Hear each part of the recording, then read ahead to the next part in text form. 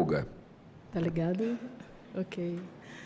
Bom dia a todos e a todas presentes. Saúdo aqui a mesa na pessoa do senador Eduardo Girão, na qual agradeço imensamente o convite, né, para participar desse debate, né, com pessoas, né, que estão aqui já há algum tempo, né, trabalhando essa causa do TDAH, e que é realmente algo muito preocupante, né, atualmente, e que merece toda a nossa atenção, né, enquanto profissionais que atuamos diretamente com essas crianças, né, que têm esses transtornos, dentre outros transtornos do neurodesenvolvimento. Então, fiz aqui algumas anotações, né, algumas das minhas falas já foram pontuadas aqui pelas minhas amigas, pelas colegas aqui presentes, porém, estou na condição de neuropsicopedagoga e irei, né, ressaltar a minha fala nos impactos dessa medicação na aprendizagem, né, de como ela realmente, né, ela impacta, sim, numa melhoria, numa qualidade de vida das crianças que fazem o uso de forma adequada, né, de forma realmente necessária, senador. Porque, assim, nós entendemos que um transtorno é algo que é para a vida toda. Então, a gente não pode pensar em um transtorno como algo passageiro. E um transtorno ele impacta diretamente em todos os aspectos, e o TDAH não é diferente.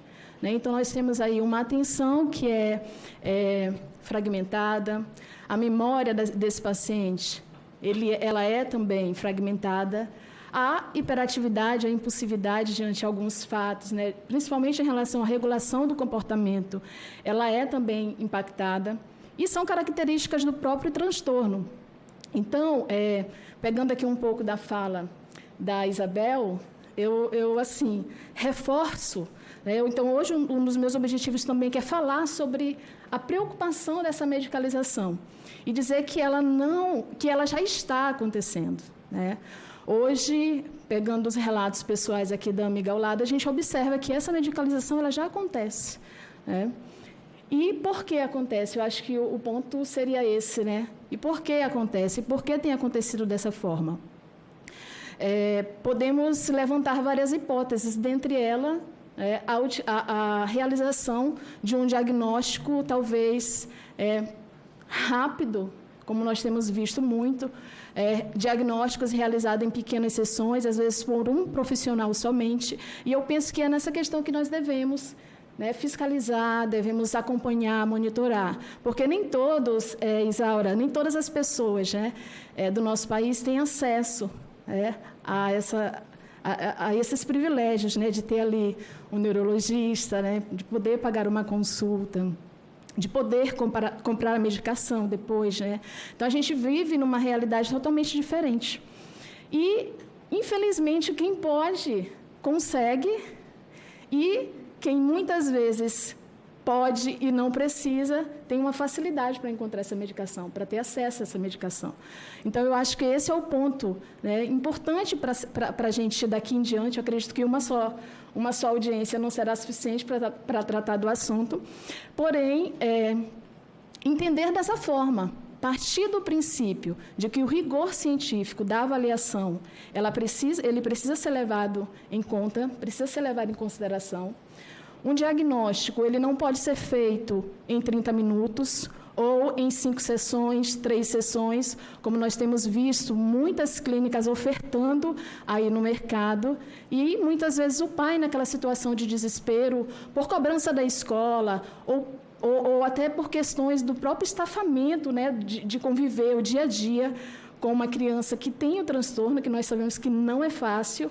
Eu também tenho uma criança dentro do espectro, eu sei exatamente o que é lidar no dia a dia. Então, nós, mães de crianças atípicas, nós não, vamos dizer assim, vivemos para eles, né? Então, é uma dedicação muito mais que nós precisamos ter, em todos os sentidos, em todos os aspectos. Então, pensar nesse relatório multidisciplinar, né? E uma equipe realmente composta ali por diversos especialistas que possam direcionar e realmente identificar. Porque, assim, o TDAH não é simplesmente a criança é agitada, ela é hiperativa, e aí ela já tem TDAH, né? Então, não é simples, não é tão simples assim. Para que realmente a gente tenha, né, um diagnóstico preciso, eu preciso fazer uma anamnese bem feita, que eu não consigo fazer em 15 minutos, como a Isaura trouxe aqui, que alguns médicos de plano de saúde, e eu acredito assim, Isaura, essa questão já tem caído por terra, porque hoje nós vemos o rigor dos planos de saúde também, na contratação dos profissionais. Então, eu vejo assim, que já não é mais tão assim, viu, Isaura? Hoje a gente já tem realmente planos de saúde bons e profissionais bons também que respeitam, né, esse rigor científico. Então, assim, entender que em 15 minutos não tem como fazer ali uma anamnese bem feita, investigar essa criança, né, na sua essência, desde o seu nascimento. A anamnese é tirar do útero essa criança, entender que esses comportamentos, eles não são comportamentos somente do agora, 8, 10, 9 anos, né, em diante, não. São comportamentos que a criança ela já apresenta, né, desde o seu nascimento. E que, muitas vezes, não são percebidos porque essa criança ela está na fase de desenvolvimento. Ela está numa fase de maturação cognitiva, ou seja, se pensarmos o quanto nós aprendemos dos 0 aos 3 anos de idade, né, a gente entende aí que é muita coisa, desde o sugar, né, da alimentação, o sugar, o andar, o falar, o se alimentar em diante. Então, quando essas crianças ainda são muito pequenas, a gente não consegue, a olho nu, vamos dizer assim, né, identificar ainda alguns comportamentos, a não ser que esses comportamentos realmente sejam comportamentos muito atípicos, muito acentuados, vamos dizer assim. Né, comportamentos que são perceptíveis, no qual os pais, às vezes, fazem até comparações. Nossa, mas meu filho tem a mesma idade que o seu. Por que o meu apresenta esses comportamentos?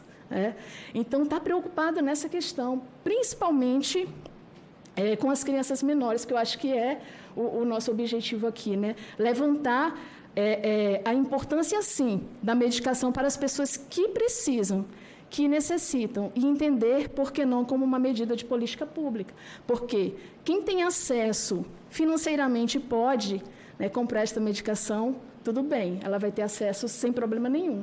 Inclusive, essa receita amarela que a Isaura, né, citou aqui, que é a receita que é emitida aqui no DF. E os que não podem? E os que realmente precisam dessa medicação por terem um diagnóstico realmente bem feito. Porque, assim, pensar no laudo, o laudo, ele não é o fim, o laudo é o início do tratamento. E uma outra coisa que a gente tem visto também nas famílias é esse entendimento de que o laudo é o fim. E aí, então, depois que a gente realiza esse laudo, eu integro a equipe multidisciplinar, eu não me apresentei, eu integro a equipe multidisciplinar da Casa Saberes e também do Instituto Caminhar, no qual eu tenho até amigos aqui que estão comigo presentes. Queria agradecer por terem vindo. E, assim, a gente entende o rigor desse laudo, sabe? Então, aí pensar, né, nesse laudo que não é feito por um só profissional, como muito bem trouxe a Isabel, que eu penso que é uma medida que o Conselho de Psicologia deveria, né, ser mais fortemente, né, vocês que têm uma abrangência muito grande em relação a isso. Está conversando com os outros conselhos também em relação a essa questão, e que profissionais podem integrar, entendendo que esse transtorno do neurodesenvolvimento ele impacta diretamente na atenção, na aprendizagem, e não só nisso, que é o que a gente tem visto muito, a gente ficar somente na aprendizagem, só no intelecto. Entender que esse transtorno ele não afeta somente a cognição intelectual. O maior problema é a socialização, a relação dessa criança em outras esferas para além da escola. Que a escola, infelizmente, nós temos, vamos dizer assim, a gente que acompanha, né, diariamente, mas a gente vê que essas crianças, infelizmente, a gente ainda não tem uma escola preparada para receber, né, esse público, e eu acho que é uma luta do Movim, né, uma luta do Yuri, uma luta de todos nós, pais, né, que somos da área da educação, porque a educação é como se fosse a nossa segunda casa. É lá que a gente vai aprender a conviver, é lá que a gente vai aprender a se socializar com os demais. Mas como eu vou me socializar se eu não sou aceito? Se eu sou rotulado, se eu sou visto como uma criança diferente, vamos dizer assim, né?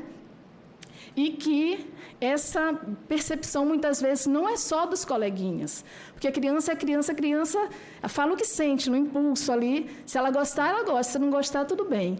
Mas quando isso vem de profissionais, quando esse rótulo é visto lá no momento em que você vai escolher a sua sala, bom, eu não quero na minha sala criança, eu não quero essa sala porque essa sala tem criança atípica. Tem criança com TEA, tem criança com TDAH, então eu não quero. Então, a gente observa, assim, que é uma questão muito mais séria que a gente tem vivido, né?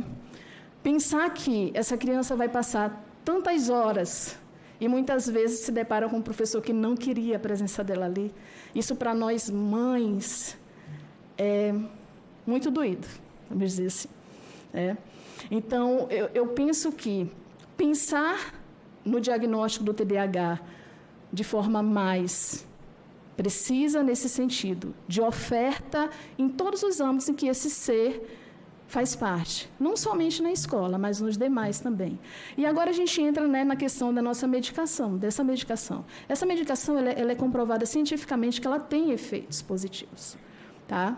Então, eu atendo crianças que fazem uso dessa medicação e que demonstram um comportamento realmente significativo ali para a aprendizagem. Nós sabemos que a gente aprende ou por cristalização ou, né, por repetição.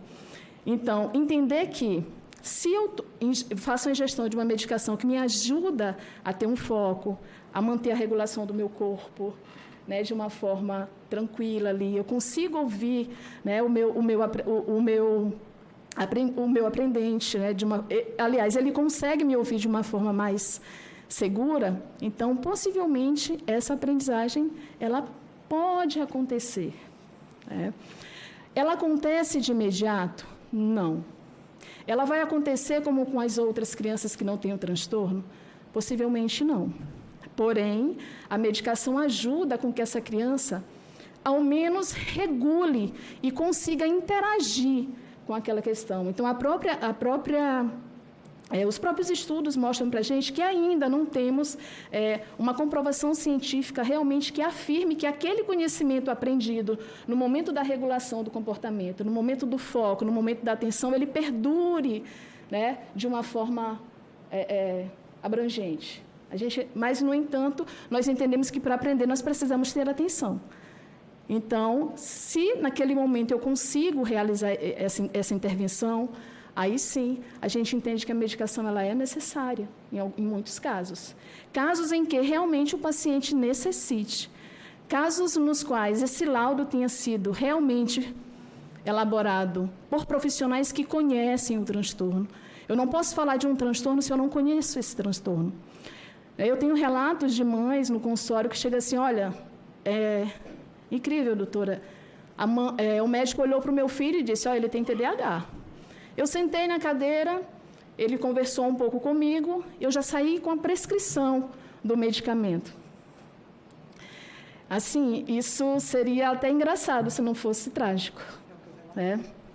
Então, assim, são essas posturas que nós observamos, né, que precisam ser fiscalizadas, né? Precisam ser cobrados um rigor realmente científico, porque laudar uma criança, a gente entende que é para a vida toda, um laudo é para a vida toda. Né? Então, assim como nós temos laudos que, às vezes, a criança manifesta realmente aquelas dificuldades, nós temos também laudos onde, no decorrer da avaliação, no decorrer da intervenção com aquela criança, ao final você chega, não, gente, essa criança não apresenta esses comportamentos. E aí a gente tem tido, né, até a solicitação de reavaliação desses pacientes. Né? Então, eu acho que a partir do momento que a gente entende que a medicação ela precisa ser utilizada por quem realmente precisa e ser ofertada de forma segura, né? Porque quando uma medicação ela entra no SUS, não é dizer assim, ela vai entrar e vai ser distribuída para todo mundo, não, tem todo um rigor, né? Tem todo um rigor científico que vai atestar quem realmente pode utilizar e quem realmente pode ter acesso àquela medicação. Então, vamos pensar que até pais que, às vezes, possam ter condições, né? Mas uma medicação que ela precisa ser tomada diariamente, digamos que tem um dia em que ele não possa comprar medicação. Então, se eu tenho, e a minha criança precisa, e eu tenho o acesso a essa medicação, por que não, né? Pensar também nessas pessoas, né? Então, quem pode, tudo bem, mas quem não pode, né? Então, nós temos aí uma renda do brasileiro que, infelizmente, nem todo mundo consegue comprar uma caixa de metilfenidato LA por R$480, que é mais ou menos esse o valor. Ou da Ritalina simples, que é a de 10 miligramas, em torno de R$36 a R$48. Né? Então, são medicações que são caras, né? Visto o perfil, né? a renda per capita dos brasileiros. Né? E aí, eu pontuei aqui também algumas questões que eu acho que vale importante a gente ressaltar, que é essa questão do ir por diagnóstico, né? Que é algo que também nos preocupa. Então, eu já recebi pacientes com laudos de TDAH, de TEA, de ansiedade, de TAG, né? Transtorno de ansiedade generalizada, que é um CID muito, muito sério, muito perigoso. Né? E nós temos aqui 4 fatores, né, diagnósticos em uma só criança. Né? E aí a gente fica se perguntando, mas como? Né? Como isso acontece? Como é que tem sido, né, essa avaliação? Como é que ela está realmente sendo realizada? Tá? E aí surgem realmente as preocupações para nós, pais, e para nós, profissionais que atuamos diretamente com essas crianças de lá. E aí, tendo todos esses CIDs, o que acontece, senador? Essa criança ela vai precisar de outras medicações, não só o psicoestimulante, né? Que é a Ritalina, que atua diretamente, né, nas funções executivas do córtex frontal, mas também de outras medicações ansiolíticas, porque, como foi muito bem dito aqui pela Isabel, essa medicação ela causa... Tem as suas contraindicações, assim como qualquer outra medicação também tem as contraindicações. Né? Então, se nós formos pensar nas contraindicações da dipirona, ninguém toma dipirona. Né? Assim como as contraindicações da Ritalina também são pontuais. Porém, para o fim no qual ela é determinada, ela apresenta, sim, uma significância muito grande, uma relevância nesse comportamento da criança, do adolescente. E aí o senhor traz na sua fala também uma preocupação, que é essa questão da automedicalização. Que aí sim, falar de medicalização nessa esfera, até recebi algumas mensagens perguntando assim, mas como assim, de forma indiscriminada? E aí pensar que essa palavra indiscriminada, que foi pontuada aqui nessa audiência hoje, está relacionada a de forma... desregulada, sem controle, que é o que a gente tem visto aí. Quando a Isaura vai lá na farmácia e não encontra a medicação que o filho dela precisa, porque falta no estoque, isso acende uma luzinha para a gente, né? Será que todo mundo daquele setor, daquela área em que a Isaura mora, faz uso dessa medicação? Né? E aí várias luzes vão acendendo, luzinhas amarelas aí vão acendendo, caminhando para, acredito que é esse debate de hoje, é exatamente para falar sobre isso, sobre essa prescrição indiscriminada. Porque, gente, o psicólogo, ele não lauda. A equipe multidisciplinar, ela não lauda. Somente quem lauda é o neurologista ou o neuropediatra. Então, deixar bem claro isso, que os laudos, eles são, precisa do CRM, que é o Conselho de Medicina. Né? Nós levantamos hipóteses diagnósticas. Porém, dentro da nossa equipe, nós não podemos entregar esse laudo para o neurologista, que vai ler, né? Ou pelo menos subjar esse que ler, aquele trabalho de mais de 10 encontros, viu, senador? Então, não é um trabalho de 5 sessões, um trabalho de 3 sessões, como muitas clínicas ofertam, por ser ainda, né, a avaliação neuropsicológica de um valor, né, caro, né, para a nossa realidade, mas sim de, no mínimo, e isso os conselhos deixam bem claro, no mínimo, 8, no máximo 10 ou mais sessões, dependendo do caso. Então, é uma investigação realmente profunda, é uma investigação realmente séria. Então, quando ao final dessa avaliação eu entrego um laudo com mais de 5 hipóteses diagnósticas, será que realmente eu observei e utilizei os instrumentos necessários para aquela avaliação daquele ser singular, daquele ser que pode ou não apresentar comportamentos para com o comportamento do outro? Então, também é algo que a gente precisa, né, ver em relação a essa questão, de que forma está sendo realizada essa avaliação. Né? Então, os inventários, né, os protocolos que são utilizados, os testes que são aplicados por cada profissional no seu segmento. Como é que tem sido isso, se ao final desse relatório eu tenho lá mais de 5 hipóteses? O que vai acontecer? Muitas vezes o neuro ele recebe esse laudo, ele confia no trabalho da equipe, ele confia no profissional que emitiu aquela hipótese. Então, ele vai lá e ele prescreve. Então, a gente observa que é um efeitozinho dominó. É um efeito dominó. Porque ele vai confiar e aí ele vai laudar. Realmente, uma equipe sinalizou que essa criança de 6 anos de idade tem TAG. E aí, ele teve um encontro, talvez de 40 a 50 minutos, no primeiro momento, e depois ele teve um outro encontro, que é quando essa família volta com um laudo para ele dar o CID, como nós chamamos dentro da classe, né, bater o martelo. Né? Então, a gente faz todo o trabalho e ele bate o martelo ali, confiando no profissional que emite. Por isso, dentro desse debate, eu trago aqui, né, essa necessidade desse rigor, ainda mais com quem realiza esses laudos, que não seja só um profissional, mas realmente um laudo emitido a várias mãos, porque essa criança, esse ser, esse sujeito, esse paciente, ele vai ter esse diagnóstico para a vida toda. Né? Porque quando se entende em relação a transtorno, é algo que existe ali um comprometimento realmente.